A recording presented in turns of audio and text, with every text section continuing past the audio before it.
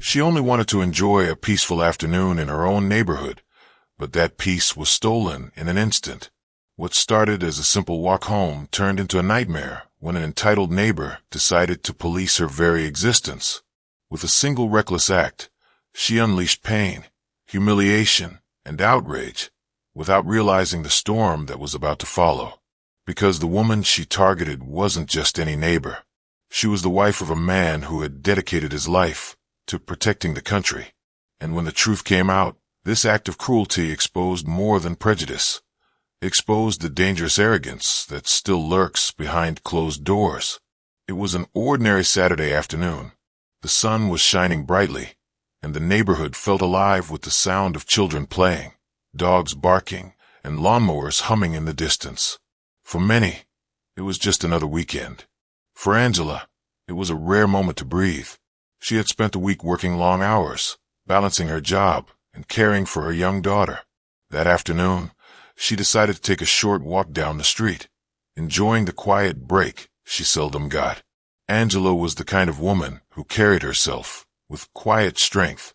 She didn't bother anyone, always greeted neighbors with a warm smile, and kept her world small and simple.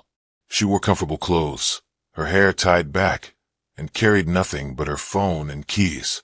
To her, this walk was nothing more than a few minutes of peace.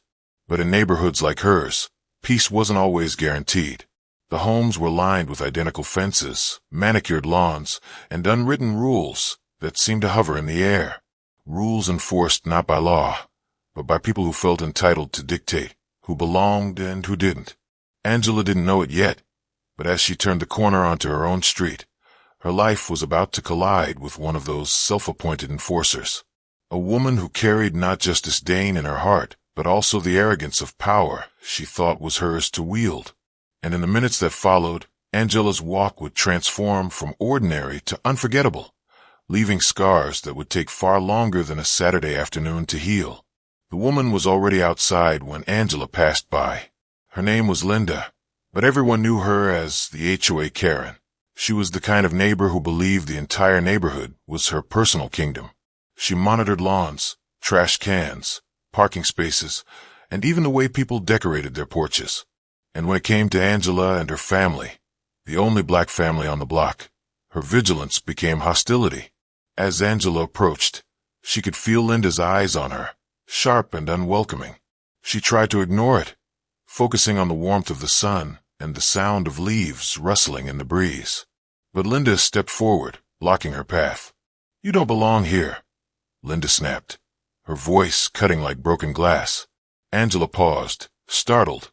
This wasn't the first time Linda had said something rude, but today the tone was different, more aggressive, more dangerous.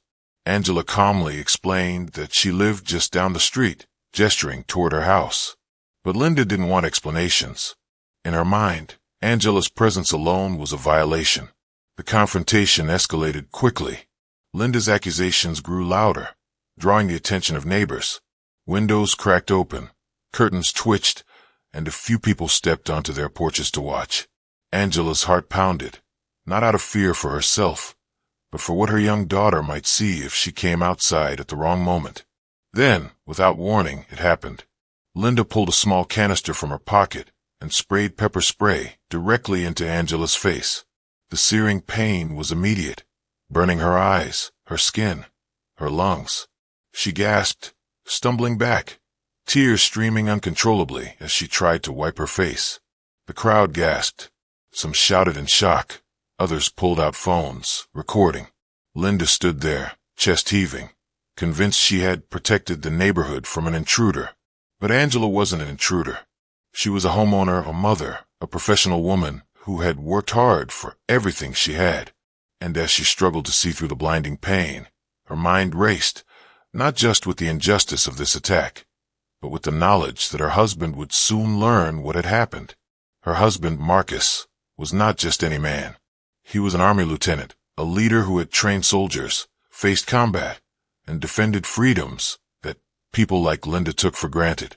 And when he heard that his wife had been attacked in broad daylight, on their own street, for simply existing, There would be no quiet acceptance.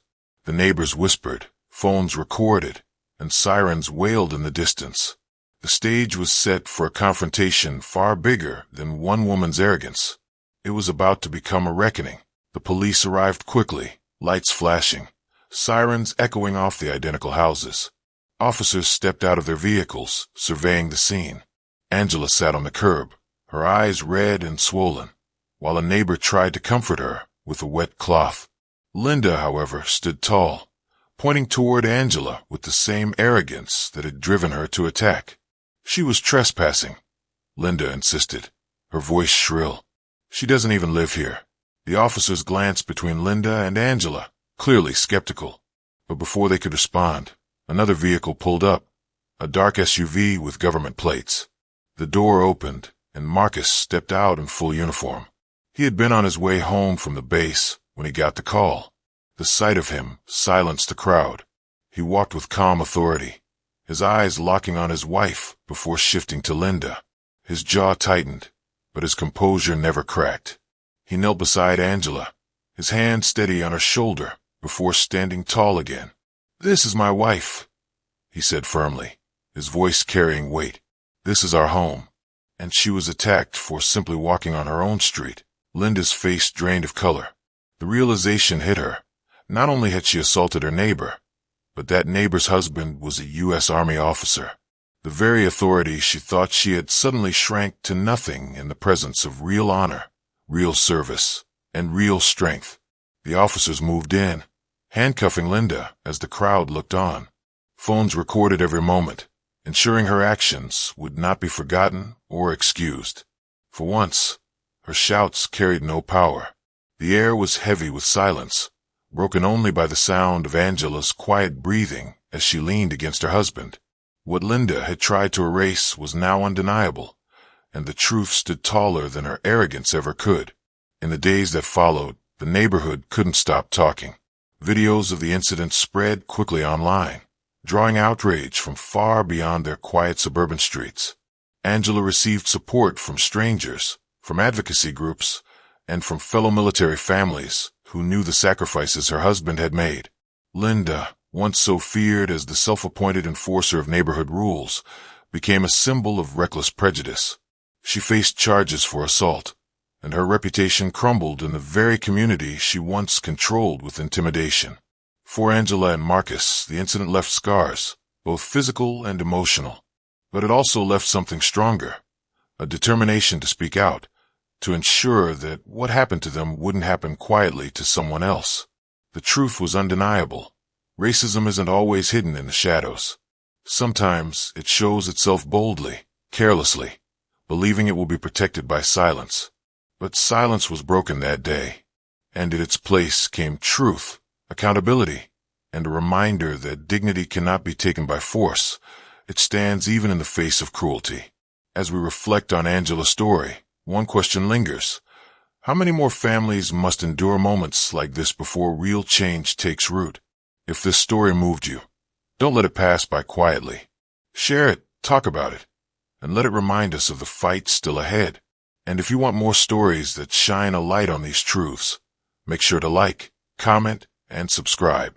Because every voice added to this conversation is one step closer to a world where peace on a Saturday afternoon is a right for everyone, not a privilege for some.